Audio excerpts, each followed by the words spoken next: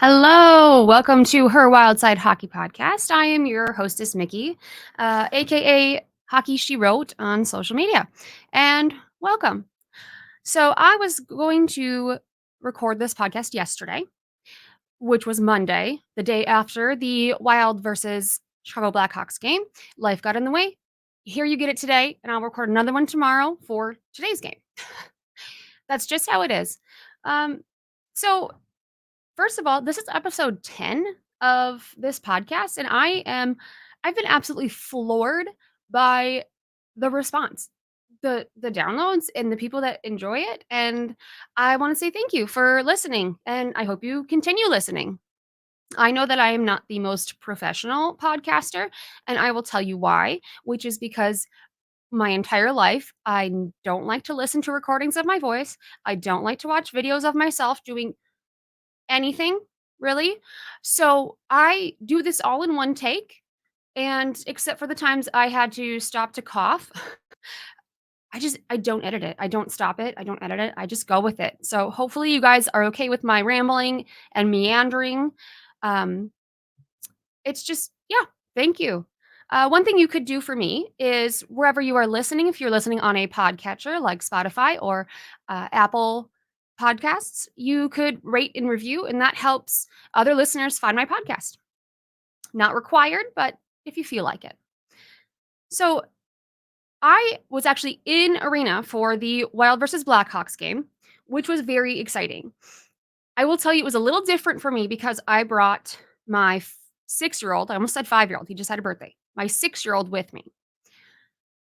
You know that a lot of times, these are my brother's tickets technically. So a lot of times I'm with my brother or at least another adult. So it's nice because on Sunday, I think I heard, is it time to go home yet? Like 25 times after the first period. The first period he kept pretty well, in check. And then after that, I just had to keep buying him food. And I'm going to say this, my son has a bunch of food allergies, but we were actually able to find a few things that he could have. We said on club level, but there is a new, was it, I think, Grand Old Creamery ice cream, and they have a dairy-free raspberry sorbet. And it was great. He loved it. I actually ate some of it too. It was so tasty, and I was so happy to see that he could have something that is just so fun.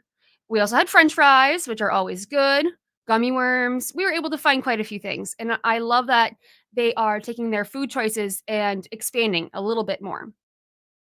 The one thing that I get excited for every single time I am in person at a game, this year specifically, is the hype video before they do the starting lineup.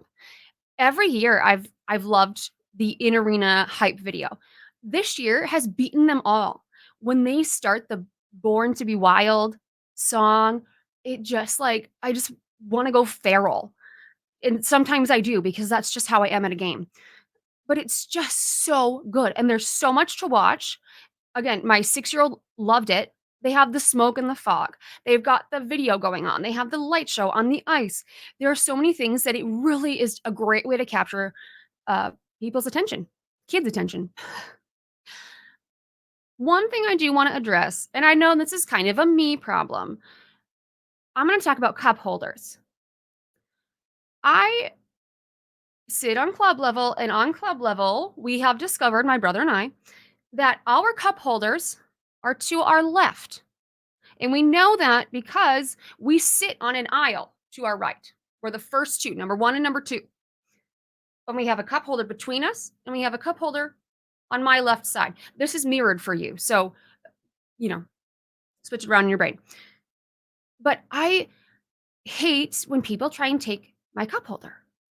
Like, you only get one cup holder, it's one per person. And unless people are not sitting there, don't take the other one. And the other thing that bugs me is people don't pay attention to the cup holders next to them. So I have had to actually just take my drink out of the cup holder and hold it because the person next to me is dragging their jacket in it. So anyway, just, be mindful of cup holders. That is the end of my PSA for today. This Blackhawks game that happened on Sunday I called it the meeting of the rookies. Obviously, you've got Connor Bedard, with Chicago. And then over on the Minnesota Wild side, you've got Marco Rossi and you've got Brock Faber. I'm going to just I'm going to rave a little bit about our rookies this year. And I know that I'm not alone, and I know that people have heard this before. This is not new information. First of all, Rossi and Faber are the two that held this team together during those first, what, 19 games or whatever that were just terrible. They seem to be the only bright spots. Rossi was the only one that was scoring consistently, and that's his role. He is there to be a goal scorer, and he was. And Faber was there, and I mean, I have to say, obviously, we know Brodin is always going to be fantastic. But the fact that Faber could step in next to him and also be fantastic helped hold things together. Now, obviously, Connor Bedard is great. He is a generational talent. He is just so offensively gifted. It's very fun to watch him. But I'm a little bit proud that the Wild limited him to 1 assist, and that was it.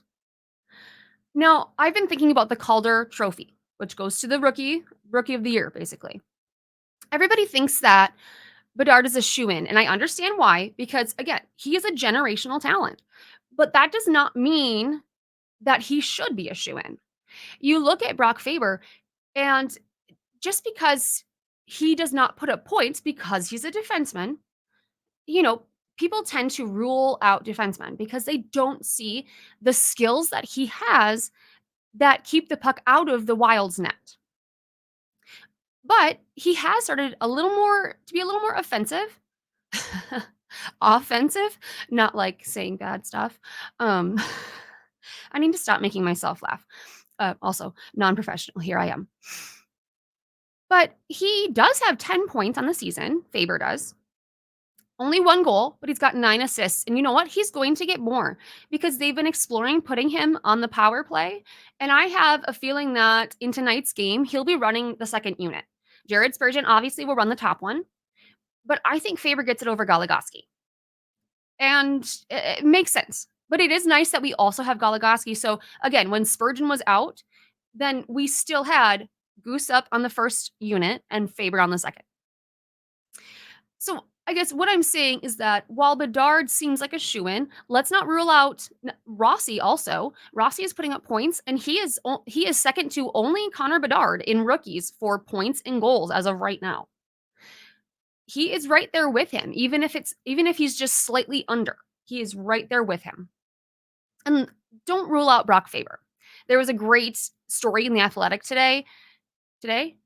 yesterday, sometime, where Dom did the top 10 rookies for the Calder as of right now. Brock Faber was number 1 because not only does he have a great defensive score of plus 2.7 on this scale, he also has an offense score that is above 0. So not only is he defensive, he is also starting to put up points. Keep him in mind, folks. Now, the Blackhawks game. I'm a little sad every time I'm in the rink and Marcus Foligno is not in the starting lineup and I was a little sad because my 5 or 6-year-old was there too, because it's always so much fun when they announce him and everyone goes, Moose. I'm sure that's lovely on the video.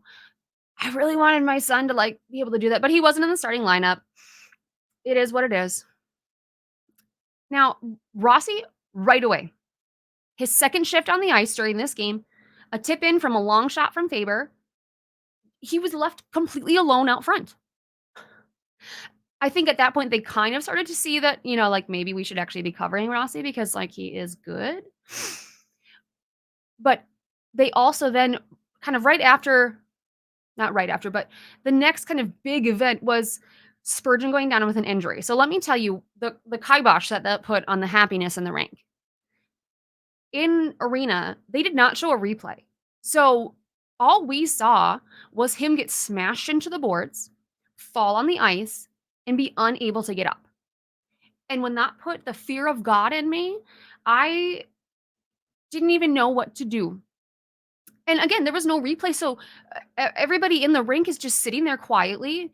They were not announcing anything, they didn't have anything on, which is a respectful thing to do when someone is injured, but it was just so like, "Is he okay? Is he what happened?" I actually had to, go on Twitter and find a replay because I was so concerned and just needed to see exactly what happened.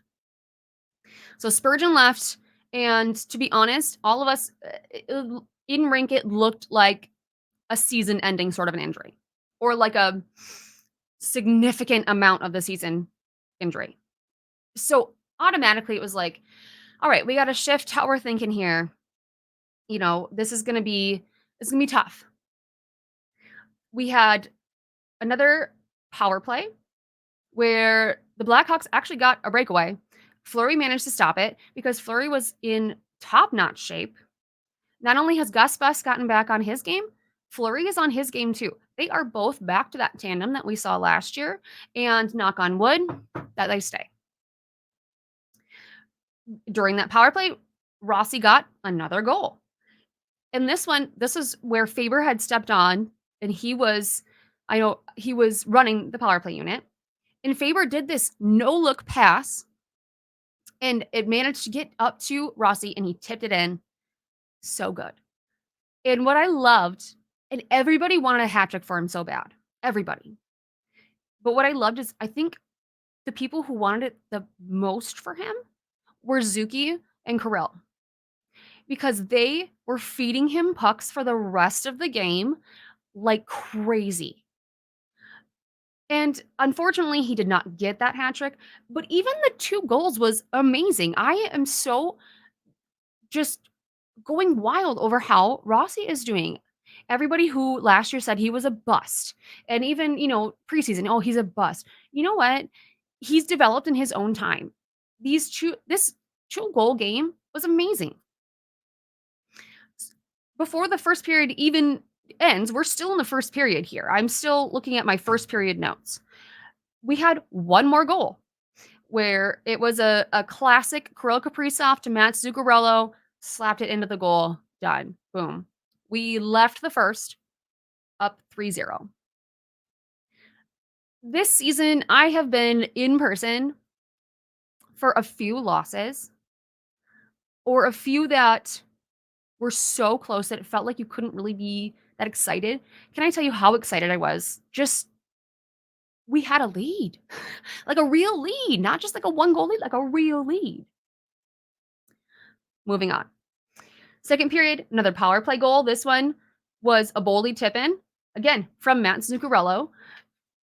And I'm going to come back to Zuki later. I have some stats written down for him. We are going to discuss him because holy shamoly.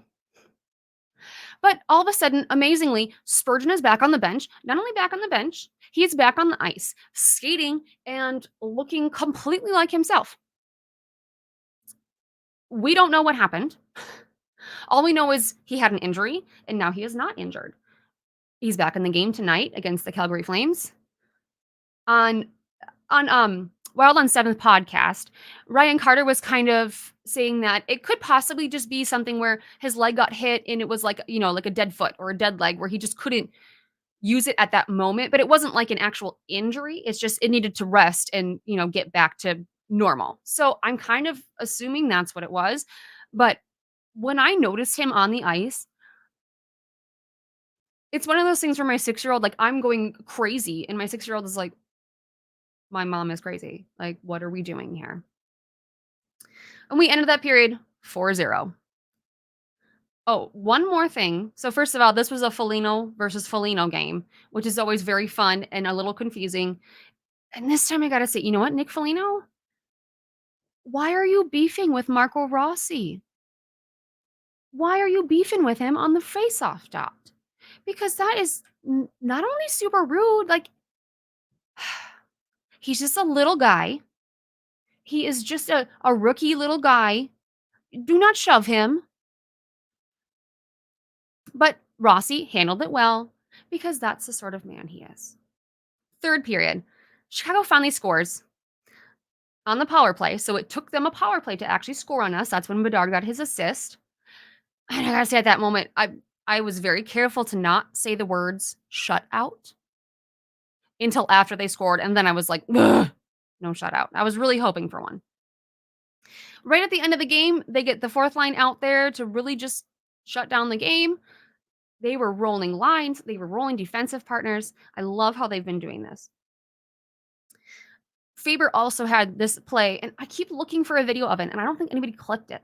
But Brock Faber broke up this play where Bedard is headed down the ice, and it was just a great rookie on rookie where Faber just kind of showed why he's in contention for the Calder.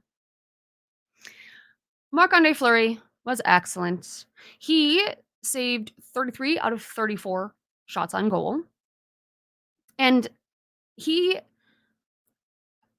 I don't I just can rave about him. My brother and I just this morning, we're talking about how even though his contract is up in Minnesota this year and people are assuming he could retire, he honestly doesn't need to retire. He is not in any way slowing down or not being able to make those big saves. At the beginning of the year, it was kind of a little iffy, but he's come right back. He is 39 years old and he can do the splits like crazy. He is so fast. He is so acrobatic. I'm in awe of him. I am in awe of him. The other great thing is there were 9 straight perfect penalty kills before the Wild finally had the opponent score on a power play. We also had 2 power play goals this game. I don't know if you remember. It's okay if you have selective memory and you wanna just put all the bad memories behind you for hockey. There was not any power play that we could score on and any penalty kill where we could keep a puck out of the net for the first how many games? And now they had 9 straight perfect penalty kills in a row throughout 3 games before they finally had an opponent score. They also scored on 2 power plays. I am not gonna say that special teams is solved, but I hope this is a show that we can actually depend on both penalty kill and power play to do what they need to do. Now, anyone who went in person on Sunday, I always forget about this until I'm going to the game, but it was the dreaded Minnesota Wild game on the same weekend as the game and fishing expo. And when I tell you that every time that that happens, even though I come early, you know me, I am usually the first one at the gate when it opens. So I am here early. I usually have no trouble finding parking. I park across the street in the ramp that is, right across the skyway, and it's fine. Everything was full. Everything was full. And what's funny is it did not even dawn on me until a little later, like, why that was. I just thought, wow, so many people are coming really early. I mean, I guess it's a day game, but this is like, wow. Nope, it was the Game and Ice Fishing Expo. I really need to look at the dates for that and put that on my calendar so I know if there's a game at the same time. We are going to have it's not a new segment, but I came up with a name for a segment. So this is all the miscellaneous stuff kind of at the end of my notes that I'm just throwing out miscellaneous stuff that I want to talk about. And I'm going to call it Future Considerations in a Bag of Pucks. It's long, but I like it. That's what it is. They announced today that the NHL 2024 draft is going to be in the Las Vegas Sphere. And can I just tell you, I agree with whoever on Twitter was saying that at least one person is going to fall down those steps. I don't know if you have seen the inside of the Sphere.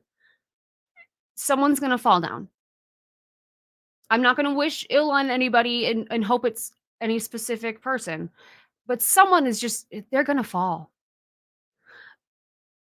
I don't like the Las Vegas Sphere anyway, side note. But then so in 2025, they're going to decentralize the draft.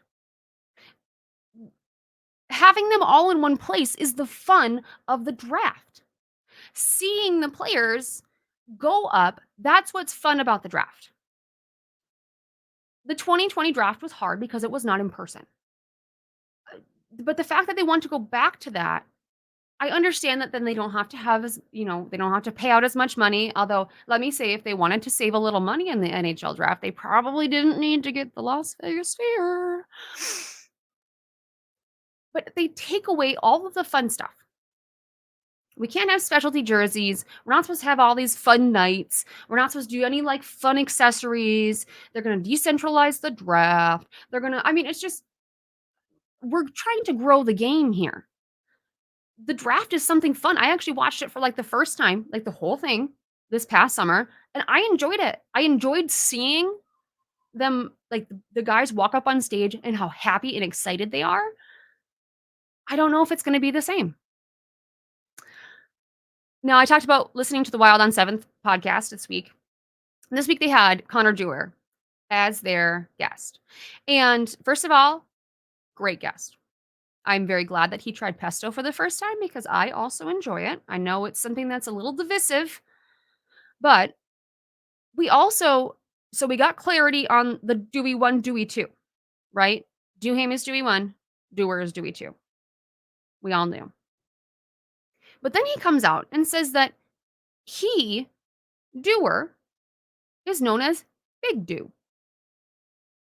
And they did not follow up for any clarity on that as to why he is Big Dew. He is not bigger. Is it because apparently they call Duhaime Little D. I don't know.